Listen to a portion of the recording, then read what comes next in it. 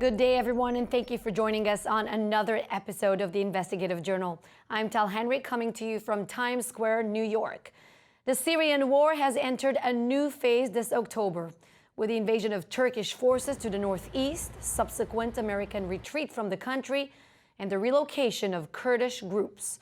Alliances are shifting, and so does the balance of power on the ground. Turkey and Russia have agreed to jointly remove the formerly U.S.-backed Syrian Kurdish militia from an 18-mile deep zone along Turkey's border. A deal which both Moscow and Ankara hailed as a triumph, as President Trump declared a major diplomatic victory. Trump said, quote, "Let someone else fight over this long blood-stained sand." Well, his domestic critics are exactly worried about this someone. In Turkey, meanwhile, state media continues to praise President Erdogan for getting the better of the Americans and the Russians. One article read, "Turkey stood tall and the Crusaders fell to their knees." To discuss all these developments, let's bring in from inside Syria, Baderkhan Ahmad. He's a journalist who has provided TIJ on the first hours of the Turkish invasion with a video testimony posted on our site describing the death of 8 civilians and the horrific reality of the offensive. Baderkhan, thank you for joining us, and I hope you always remain as safe as one can be there. Where are you now, and how are the civilians on the ground around you reacting to the news from Russia and Turkey's ceasefire? Is the mood any calmer? Hi, thanks for being in this program. Well, now I'm in Qamishli city in northeast of Syria. Well, to talk about the civilians and how they are reacting to the situation. Actually, usually we are talking to many different people. It seems that they really cannot explain the situation. They cannot realize what is going on exactly because they are seeing something on the news, and on the ground is something different. Like yesterday, the SDF announced that we haven't done any deal with the Russian, and especially about a Sochi meeting.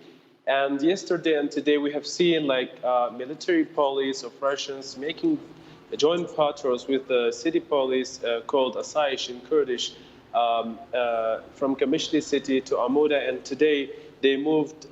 They traveled more in somewhere 30 kilometers east of Ras Lain city, just close to the Turkish border. And about the civilians now in Qamishli city, it's a bit quiet. The life is coming back again. Nothing happened since 1 week, probably. Shops are open. Students are starting to go to their schools or universities. But to talk about Ras Lain countryside, I have heard today and yesterday there were injured people by strikes from the countryside. It seems that the ceasefire is not working very well. Yeah. What are you hearing about the intensity of the actual bombings in the countryside and the treatment of casualties and those injured that you describe? Is there enough medical infrastructure in those areas, functioning hospitals where you are? Well, the close hospital is in Tel Tamer town, which is not really far from Ras Lain city. In that hospital, they cannot afford all the injured people. They have to bring them to these 2 big cities, which is Al-Qamishli and also Al-Hasaka. There are big hospitals in these 2 cities, but the problem that a lot of people getting injured, and also they cannot afford everyone.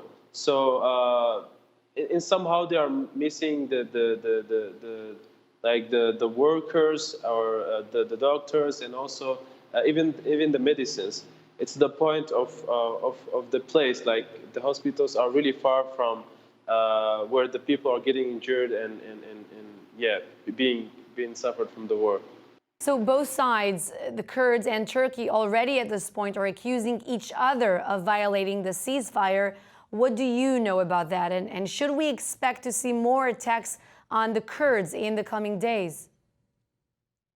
Well, to check what the SDF announced recently, they really they have done the ceasefire. They haven't done any attacks against Turkey, and this is what I have seen. Like in Kamishli and also in other cities, they haven't shoot them. They haven't did any like mortars against Turkish side or Turkish bases in Turkey.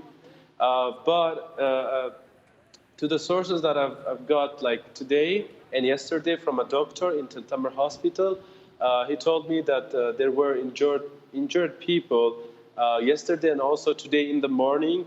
I asked Kurds. him like, yes, Kurds and Arabs, they were civilians from Ras countryside, and they got injured by strikes there. Tell us, what are the tens of thousands of refugees fleeing this area going through? What's their condition? Where are they mostly heading? Well, yeah, especially, I mean, we can say like whole the countryside in Ras it's empty of people. They have moved like to cities, Kamishli, Al Hasaka mostly, and also others a bit in the east and south. They have moved to those cities, and they are living now in schools. The schools that should be for students, now the refugees are living in those schools from Ras and the countryside. And also thousands have emigrated to Iraqi Kurdistan, and now they are living in camps. According to the sources, like there are thousands of them living in Iraqi Kurdistan in the camps. And we can say a lot of people displaced from their place in North Syria, especially after the invasion. Baderkhan Ahmad, thank you for joining us here on the Investigative Journal from Syria, and be safe. Thanks a lot. We're now joined from Washington, D.C. by Aykan Erdemir, a fellow at the Foundation for Defense of Democracies and former member of the Turkish parliament. Welcome, Aykan. First, tell us, how do you see President Erdogan's end goal in Syria? Can he be trusted to uphold his end of the deal? Is it really all about the Kurdish presence along the border for him, or does he have bigger aspirations? Some even refer to him as Ottoman aspirations of shifting the balance of power in the war in favor of the Sunnis. Now, Erdogan's game plan in Syria has been changing over the years, radically changing. At the outset, he was intent on toppling the Assad regime and replacing it with a Muslim Brotherhood proxy regime. Over time, he realized that this goal is no more reachable. So at this point, his goals are one and only, and that is preventing the Kurdish-led Syrian Democratic Forces from controlling large chunks of northeast Syria. And Erdogan sees the SDF and its key component, the Kurdish militia, the YPG Kurdish militia, as one and the same as the insurgent PKK. But at home, of course, he also has other goals concerning Syria, and that is the cross-border operations into Syria help him with a rally around the flag effect, allow him to deflect the public's attention from his economic mismanagement and failures at home, and at the same time his promise to resettle millions of Syrian refugees from Turkey to northeast Syria also helps quell the rising anti-refugee sentiment in Turkey. But overall, can one say that Erdogan is an irredentist, is a neo-Ottoman? I believe his ambitions will be checked by strong Russian presence in Syria. It is unlikely that Erdogan can expand his area of control. He will have to settle for these small pockets in North Syria that resulted from his 3 cross-border incursions into Syria in 2016, 2018, and 2019, respectively. But ultimately, I think Erdogan has hit the Russian limits of his expansion in Syria. Well, the Kurds are getting a lot of global attention right now. Just a few days ago, President Trump said the Kurds are very happy about the way things are going in Syria. The SDF commander even thanked President Trump for his diplomatic efforts. But, you know, domestically, critics here say, wasn't it the U.S. troop withdrawal that allowed the attack to begin with? Or what do you think? Turkey would have attacked anyway? Now, Turkey kept on threatening to attack northeast Syria, but the presence of U.S. troops prevented that. And I think if it weren't for a U.S. withdrawal, if it weren't for a U.S. green lighting, Erdogan wouldn't have dared to initiate this third cross-border operation into Syria.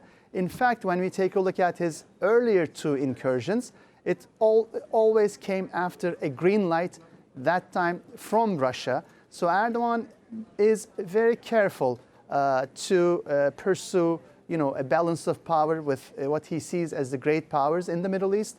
I think the moment the U.S. presented itself as more of a pushover, you know, compared to Russia, Erdogan took advantage of this and went forward anyways.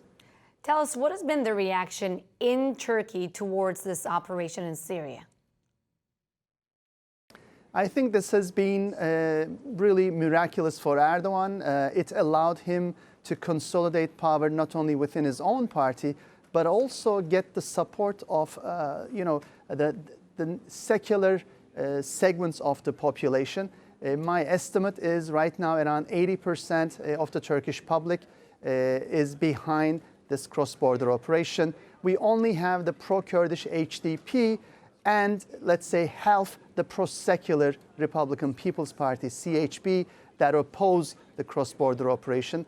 But Erdogan's calculations, I think, from the start have been correct. When it comes to cross-border operations with a PKK-affiliated entity, Turks rally around the flag, and this gives Erdogan a boost exactly at a time when he needed it the most. Now, even if the ceasefire between Turkey and the YPG holds, President Assad made it very clear this week when he visited the Idlib province that he sees Erdogan and Turkey as invaders of his territory. So is it only a matter of time before the next big battle takes place in the Syrian civil war? It could be over the Idlib province or the key city of Manbij, which is a very crucial flashpoint, as we know, also for the control over Aleppo. Now, there is a lot of theatrics going on in Syria and the Middle East, and I think we shouldn't be fooled by it. Definitely, there is no love lost between Assad and Erdogan. You know, they used to be quite close buddies back in 2009, you know, spending their holidays together. By 2011, Erdogan was keen to topple him down. But at this point, we have to keep in mind that Erdogan's main game plan for Syria is shaped through the Astana meetings together with Russia and Iran. So when it comes to the future of the Assad regime and Syria, Erdogan will not go beyond the red lines drawn by Iran and Russia, particularly Russia. So what we see with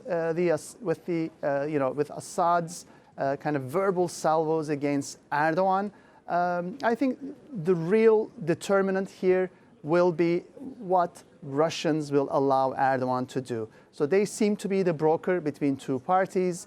Russian military police and forces are already in between, you know, Turkish troops and Turkish proxies and Syrian forces and the SDF forces.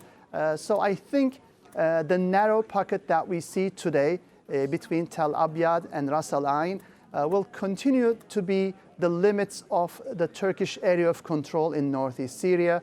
We will see greater and greater encroachment by the Assad forces and their Russian patrons in the rest of northeast Syria. This will not only be a defeat for Erdogan, ultimately, but also for the United States, as they see Russian and Iranian hegemony growing in this area, and Iran building a stronger land bridge to the Mediterranean. You know, Aykan, it's really remarkable how the map of control over Syria has changed over the course of 8 years. And it's also remarkable when you're thinking about it in terms of the U.S. interests in the country, how the U.S. went from toppling the Assad regime to fighting ISIS, helping Kurds, to guarding the oil in the east. And now what? How do you see the U.S. interest? Should the U.S., in your view, keep boots on the ground in Syria? Definitely, for two reasons. Once U.S. presence in Syria meant the difference between genocidal killing, enslavement of vulnerable individuals, mass rape, and destruction of religious minorities, and survival. And in fact, it's thanks to U.S. presence and thanks to a successful, effective, and lean partnership with the Syrian Democratic Forces that not only the Islamic State, but also the brutal Assad regime were kept at bay. Now that the U.S. is pulling out, it's not only putting these vulnerable groups and individuals at risk, it's not only putting its own presence and influence in the Middle East at risk, but it's also jeopardizing a successful model that it was developing. I call this model the first successful, lean, and effective and cost-effective involvement in the Middle East through partners. And this could have been a great success story for Trump. He could have easily argued that, unlike earlier Middle East involvements, this time around, the heavy lifting was done by local partners who could work across ethnic and religious lines, and that U.S. only committed 1,000 to 2,000 special forces and a tiny budget and succeeded in keeping Russia, Iran, the Islamic State, and the Assad regime out. But unfortunately, with this sudden withdrawal, I think that model is now being also jettisoned. I can't imagine anyone happier than Assad, Putin, and Khamenei. Well, either way, Aykan Erdemir, President Trump is claiming success. Thank you for joining us for the Investigative Journal and this conversation. Glad to have you. Thanks for having me. Our next guest, Paul Poast, professor of political science at the University of Chicago, has been asking all the right questions on these developments in Syria in magazines like Foreign Affairs and on social media. And he's now joining us to discuss historical examples of American retreats and how this action by President Trump compares with other presidents' similar national security actions. Professor Poast, welcome to the program. Thank you so much for having me. So the White House is reportedly considering options for leaving a small amount of troops in northeast Syria to protect the oil fields, but much of the force is already headed to Iraq. How do you see this U.S. withdrawal? Is it driven by domestic political angles, or does President Trump consider himself to be some kind of a brilliant strategist? I think Trump is in a situation where he realizes that something eventually had to give. The reason why is because the United States, due to its interest in Syria, wanting to stop ISIS, wanting to remove the Assad regime, had decided to start working with the SDF, the militia group, Kurdish militia group in northern Syria. The problem is that the SDF, of course, has ties to the PKK, which is recognized as a terror group by Turkey, which is a U.S. ally. So they were in a situation where eventually something was going to have to give, and likely it was going to be towards Turkey, who is the NATO ally. The situation maybe could have been handled in a much more judicious fashion, not quite as abruptly as it was handled. But I think that's ultimately the strategic situation.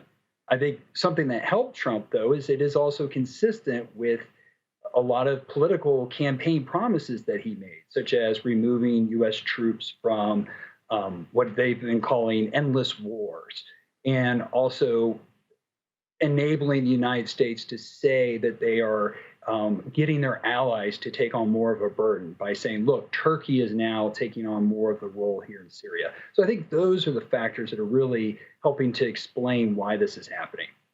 You wrote recently, and I'm quoting, "We've been here before. If the U.S. doesn't have a coherent strategy, it will actually end up doing the country harm." What do you mean by that? What does it mean for the war in Syria?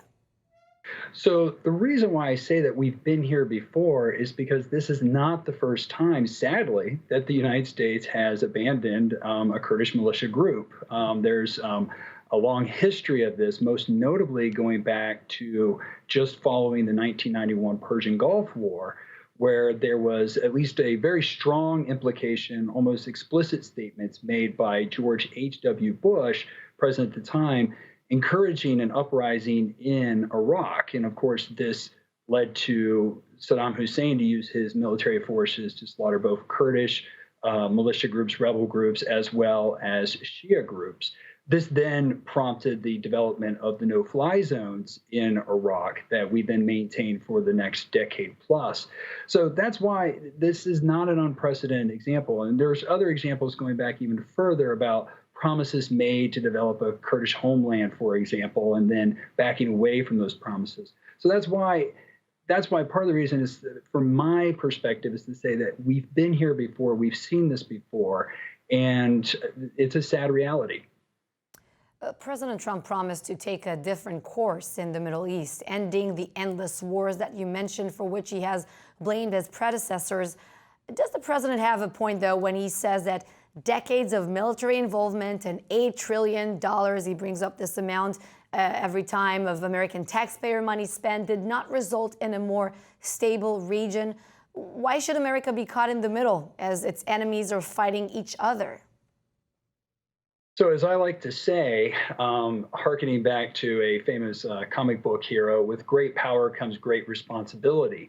And that idea being that the U.S., being the major power, of course, since the beginning of the 1990s, being the unipolar power, but even going back decades, has taken on this responsibility to stabilize the Middle East, to largely ensure the flow of oil coming out of that region, to ensure stable prices. This is something that goes back all the way to FDR. So this is not a new part of U.S. policy.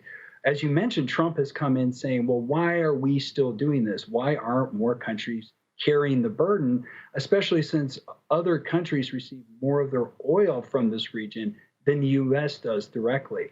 And so I think that's part of the reason why, again, this policy that we're seeing in Syria, with, essentially encouraging Turkey to take on more of a role in Syria, is consistent with his overall policy of wanting to get other countries to take on more of the role of, if you will, burden sharing in that region. Many who criticize the White House's decision on Syria are worried about a potential revival of ISIS. In your view, could ISIS really reemerge? You mentioned that without a concentration of American air power, it is possible.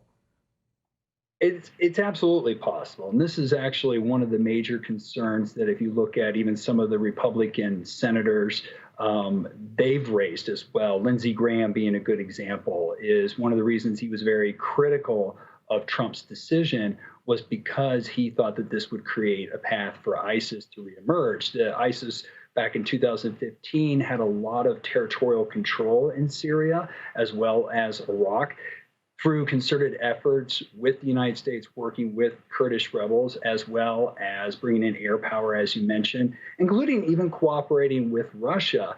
The U.S. has been able to push back ISIS and very much shrink its footprint in that region. The concern is that if that's what it took to shrink ISIS's footprint, could then a U.S. withdrawal, or a complete withdrawal, or even a partial withdrawal, enable ISIS to come back? That possibility is real. How likely is it to happen is really hard to say. Professor Paul Poast, thank you for joining us and breaking down these developments in Syria for us. We appreciate your time. Thank you very much for having me on the show. And that does it for this time. Thank you for joining us here on the investigative journal, TIJ Talks. In New York, I'm Tal Heinrich. See you again very soon.